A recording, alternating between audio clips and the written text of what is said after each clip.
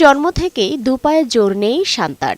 শারীরিক হাজারো প্রতিবন্ধকতা নিয়েই এক পা দুপা করে ডিঙোচ্ছেন জীবনের সিঁড়ি। পেরিয়ে এসেছেন অনেকটা পথ, যেতে চান আরো বহুদূর। আমার বাবা মা ছোট থেকে আমি কাউকে পাইনি, একমাত্র নাড়ু ছিল আমার পাশে। 4 বছর পর্যন্ত টোটালি ভাবে হাঁটতে পারতাম না। যখন আমি নর্মাল স্কুলে ভর্তি হইতে যাই, আমাকে ডিরেক্ট নিষেধ করে দেওয়া হয় যে আমাকে ভর্তি নিবে না। সবাইকে বুঝাইতে হয়েছে যে না, আমি পারব। আমি যেহেতু এরকম একটা মেয়ে, আমি চাই আমার মতো যারা আছে আমি তাদের সাথে যেন কাজ করতে পারি।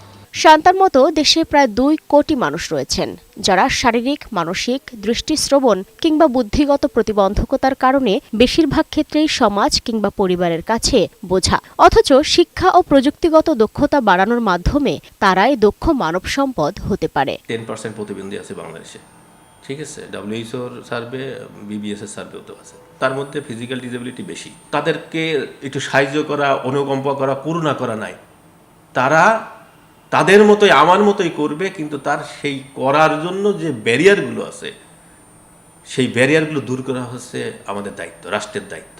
প্রতিবন্ধী ব্যক্তির অধিকার বিষয়ক জাতিসংঘ কনভেনশনের 27 নং অনুচ্ছেদে তাদের কর্মসংস্থানের কথা বলা হয়েছে। দিতে হবে উপযুক্ত কর্মপরিবেশও। কিন্তু এ নিয়ে কতটুকু সচেতনতা আছে? অধিকার মানে হচ্ছে যে একজন মানুষ ডিগনিটির সাথে, সম্মানের সাথে সুশাসন অধিকার ভোগ করার একটা সুযোগ পাবে। তো সেখানে তার শিক্ষার বিষয় আসবে, স্বাস্থ্যের বিষয় আসবে, মর্যাদার বিষয় আসবে। প্রতিবন্ধী পরিবারের অধিকারের বিষয়টা একেবারেই বাবা মা কেন্দ্রিক। রাষ্ট্র উদযাপনের মতন করে প্রতিবন্ধী অধিকার করে। প্রতিবন্ধী ব্যক্তিদেরকে সাথে নিয়ে সংস্কারের প্রয়োজন, মর্যাদার জায়গা থেকে, সম অধিকারের জায়গা থেকে, সম সুযোগের জায়গা থেকে। বিশেষ চাহিদা সম্পন্ন মানুষের কল্যাণে সরকারি বেসরকারি বিভিন্ন প্রতিষ্ঠান কাজ করলেও দেশের প্রত্যন্ত অঞ্চলে সক্রিয়তা কম। অনেক অভিভাবক চক্ষু লজ্জার ভয়ে সন্তানকে প্রকাশ্যে না এনে ঠেলে দিচ্ছেন অনিশ্চিত জীবনের দিকে। আমার শিশুর যে প্রতিবন্ধকতা আছে সেটা আগে আমাকে মেনে নিতে হবে।